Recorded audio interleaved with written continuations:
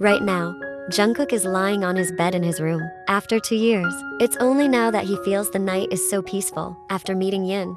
His eyes now gaze at the ceiling of the room, various events from the past replaying in his mind. Jungkook stands in front of his locker and opens it. As usual, there's one paper inside. He takes the paper and reads it.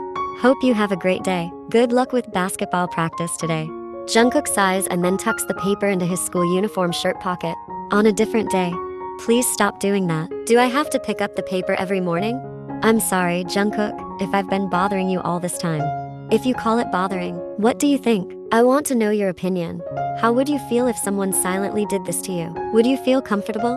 I apologize once again if I made you feel uncomfortable. I won't bother you anymore. Unable to bear her embarrassment any longer, Yin finally left the place, leaving Jungkook behind. Yes, it seems like today will be her last day doing that. 2 years later, Jungkook's world at the moment feels completely shattered. He never dreamed something as terrible as this would happen in his life. In an instant, both his father and mother left him, leaving him alone forever. For days, weeks, and almost a month, Jungkook hasn't left his bedroom. The house that was once the most comfortable place for him has now turned into a place that holds much sorrow. His uncles and aunts have come to visit him repeatedly to give him encouragement, but it seems like their words fall on deaf ears. Slowly, he opens the drawer of his nightstand, taking out a small box containing several sheets of paper. He reads each word, each sentence on the papers carefully. Initially, tears flow more freely, but somehow his lips slowly begin to curve into a smile. Yin, where are you now? I want to meet you. Help me, Yin. 2 years later. Jungkook, please take Jin's watch to the bridal fitting room. It was left behind at home. He asked me to bring it. Alright, uncle. Finally, Jungkook heads to the bridal fitting room to deliver his cousin's watch. Now Jungkook is almost reaching the room he intended to go to. However, as he approaches the room, he finds the door open. From outside, he can see Jin standing with his future wife. They look very happy. Why does it have to be like this? Why does Yin have to be Jin's wife? Out of so many women in this world, why her? Finally, with trembling hands, Jungkook attempts to knock on the door, drawing the attention of the couple towards him. Both of their gazes met, and they were equally surprised, while Jin observed them both with a puzzled expression. Oh, Jungkook, come in. Do you have my watch that I left behind? Jungkook completely disregarded Jin's question. He only stared at Yin with intense eyes, his jaw clenched and fists clenched. Meanwhile, Yin remained fixed on Jungkook. Meeting him again in this situation was something she wasn't ready for. It was all very sudden. Jungkook began to approach them. Then his hand went into his pocket, and he pulled out a watch, handing it to Jin. Here's your watch, Jin. Then Jungkook's gaze shifted directly to Yin. Long time no see, Yin. I didn't expect to meet you here again, and congratulations on your wedding. Yin, hearing what Jungkook said, was stunned, while Jin couldn't help but laugh. Jungkook's tense expression suddenly turned confused. Do you two know each other? And Jungkook, she's not my future wife. She's my sister-in-law. My future wife is still getting ready. Now it was Jungkook's turn to be surprised by Jin's explanation, but somehow, there was a sense of relief upon hearing it. I didn't know. I just saw her attire and assumed. She's dressed like this because her sister asked her to. Yin had been silent the whole time, feeling overwhelmed, and now she was trying to avoid looking at him. I can't let her go like this. I've been searching for her all this time. I didn't expect her had returned from abroad. Anyway, I have to get her forgiveness. And finally, Yin, wait. Yin continued to walk, ignoring Jungkook's call as if she didn't hear it. But Jungkook didn't give up. The faster Yin walked, the quicker Jungkook's steps became. Until finally, Yin's steps were forced to stop as she felt her wrist being held by Jungkook. Yin, please stop for a moment. There's something I need to talk to you about. Okay, what is it? Now Jungkook could breathe a sigh of relief as Yin stopped and was willing to talk to him. They now faced each other, with Yin still trying to avoid eye contact. Meanwhile, Jungkook continued to stare at Yin. After we graduated from school, I tried to find out where you were, until I finally got information that you were studying abroad. But I didn't expect you to be back. When did you return, Yin? I've been in Korea for a week. Why were you looking for me? Because I wanted to thank you. What have I done for you? For the past 2 years, I've been going through a tough time in my life. Perhaps it was the most difficult time I've ever experienced. What happened to you, Jungkook? Both my parents had an accident. They passed away together at the same time. Yin was shocked to hear the news from Jungkook, feeling a sense of sympathy upon hearing it from Jungkook.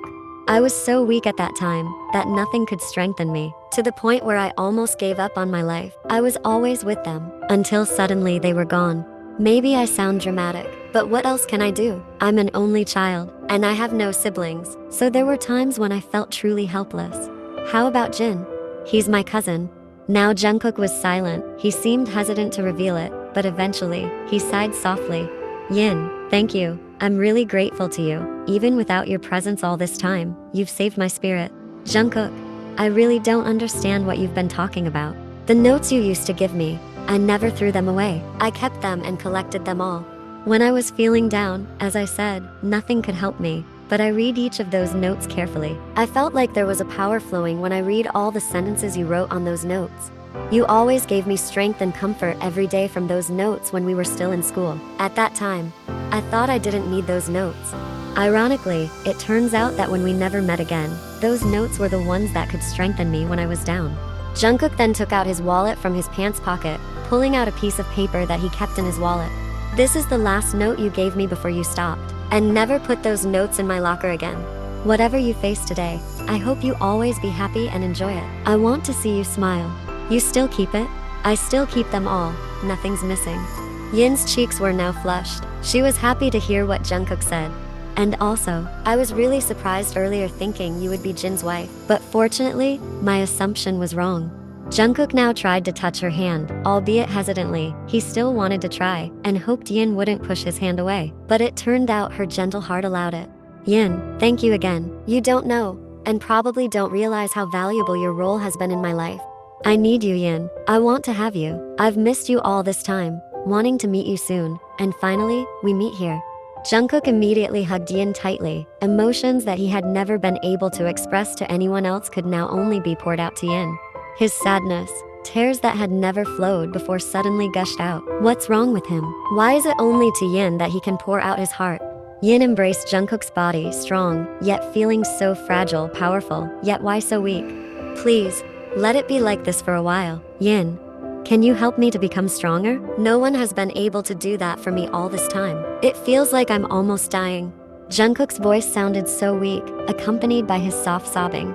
Jungkook, I don't know what's happened to you that you've become this weak, but seeing you like this breaks my heart. Alright, here. I'll strengthen you. I won't let you fall apart. Be happy like before. For a few minutes, they embraced tightly, and gradually, the sound of sobbing faded away. It seemed like Jungkook was starting to calm down, but he still didn't release his embrace from Yin. Meanwhile, Yin continued to pat and gently stroke his shoulder, hoping to bring a little peace to him.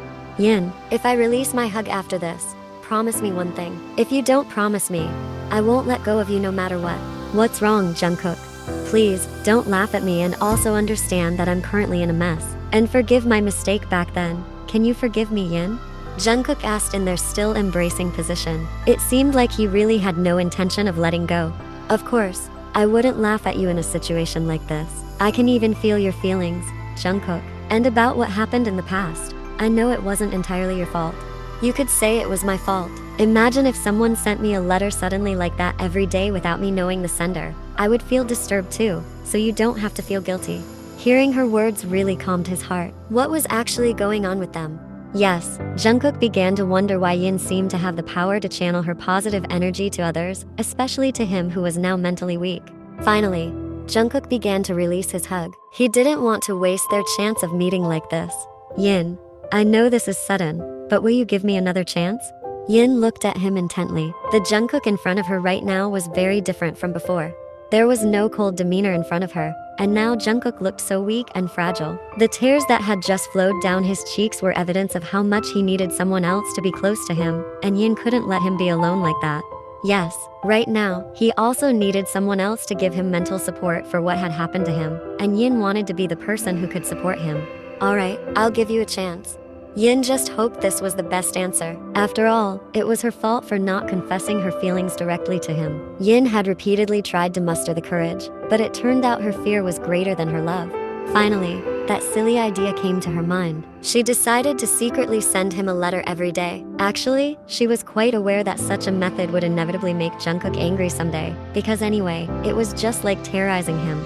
So, let them start everything from the beginning. After all, Yin still loved him. She couldn't bear to let him be in such a weak state like this. Jungkook needed her. In that case, can I ask for your phone number? Of course, here's my phone number. Let's exchange numbers. They finally exchanged numbers before both heading to the hotel ballroom for Jin and Yuna's party. It's been 2 days since the incident, and now Jungkook's heart begins to feel longing and wants to hear Yin's voice again. He takes his phone and searches for her number to call her. Actually, since yesterday, he wanted to call Yin, but Jungkook is understanding enough. He knows that Yin must be tired because of her sister's wedding party yesterday, and their immediate family must be busy preparing everything. That's why Jungkook let her be without disturbing her yesterday, but now it's the second day, and he's starting to want to have good communication with Yin again. Finally, after a few seconds. Yes, Jungkook. Are you busy tonight? I'm not busy. What's up? In that case, I want to video call you. Is that okay? But I'm a bit messy. Is it okay? A bit messy? Now I'm even more curious to see you. Alright then. Without ending the call first, he immediately switches the voice call to a video call. A few seconds later, Yin appears on his phone screen. They remain silent for a while, smiling, staring at their respective phone screens. You said earlier that you're a bit messy, but I don't see it that way. Of course I'm messy. My hair hasn't been combed. You don't even need to comb your hair in front of me because you still look beautiful no matter what. Have you had dinner? Yes, I just had dinner, but it doesn't feel perfect. Why is that? I ate alone, and there's no one to accompany me. Yin notices a change in his facial expression when he says that. How about starting tomorrow? If you want to have dinner, just let me know first, so I can accompany you while we video call. Are you sure about that? You don't feel like I'm bothering you? No, so you won't feel lonely. Alright, I'll video call you every dinner time from now on. Yin just smiles and nods, and then they continue chatting until late at night and it's time for them to rest. 1 month has passed, and their relationship has become closer, with better communication. To prevent Jungkook from feeling lonely, Yin often accompanies him via video call during dinner. Meanwhile, during lunchtime, they are busy with their respective jobs. In the mornings, they have limited time because they are busy preparing for work, so their opportunity to video call is only at night. Yes, almost every night, they have video calls. Yin doesn't mind accompanying him every night. She understands his situation of living alone and possibly still harboring sadness in his heart. Today is Sunday, and they both have a lot of free time. Finally, they decide to spend time together. Where do you want to go after this? Anywhere is fine, as long as I can be with you today. Is there anything you want to buy? Since we're out anyway. Actually, I haven't done the monthly shopping yet, and there are many household items that are running out. In that case, let me accompany you for shopping today. How about that? Sure, but how about we do the shopping later in the afternoon? After this, would you like to go watch a movie? Sounds good. I enjoy watching movies. Let's go then. The evening has arrived. Right now, Yin is at Jungkook's house. After watching the movie earlier in the day, as planned, they went straight to do his monthly shopping. It turns out Jungkook bought a lot of things, from kitchen ingredients to restocking the fridge to bathroom necessities. Currently, Yin is helping him tidy up the kitchen, arranging the food ingredients, and organizing the fridge. I'll arrange all of these into the fridge and tidy up its contents. If there's anything else you need to do, just go ahead. While I'm here, I can help you with it. It seems like everything's almost done. Alright, I just need a moment to arrange all of these. It's almost finished. After this, I'll cook dinner for us to enjoy together. Sound good? Really? I'd love that. I'm glad you're here to have dinner with me. Okay, I'll cook in a moment. You wait in the pantry. Jungkook nodded with a smile, and then he sat down in the pantry chair, watching Yin's movements closely. It seems Yin is starting to cook. She's already prepared the ingredients and the stove has been lit. Now she's seen stirring the contents of the pot. She's cooking. Jungkook approached slowly, now standing right behind her as she focused on cooking. Slowly, his hands began to encircle her waist and abdomen. He embraced her from behind. Yin was startled at first, but eventually, she let Jungkook embrace her, still trying to focus on cooking. He became bolder. This time his face approached her ear and kissed it, then moved to her cheeks, then slowly to the side of her neck. Jungkook, what are you doing? Nothing. I just want to be close to you. Honestly, her heart began to beat faster. She couldn't ignore the sensation she felt when his lips touched her ear, neck, and cheek. Of course, she couldn't pretend that nothing was happening. The dish is ready. She turns off the stove, and as she turns around, Jungkook immediately attacks her lips with his gentle kisses. Yin responds immediately, wrapping her arms around his neck, while his hands start pressing against the back of her neck to deepen the kiss. The kiss, initially gentle, now turns into something more passionate. His head moves from side to side and they both get lost in the romantic atmosphere they've created. After a few final moments, the kiss ends, and they gaze at each other in silence. The love and affection radiate from their eyes, undeniable and clear. Yin, thank you for being in my life. I want us to be together forever. I'm glad to see you here with me tonight in this house. And I want every night to be like this. Yin, will you marry me? Okay, let's get married. Let's be happy together.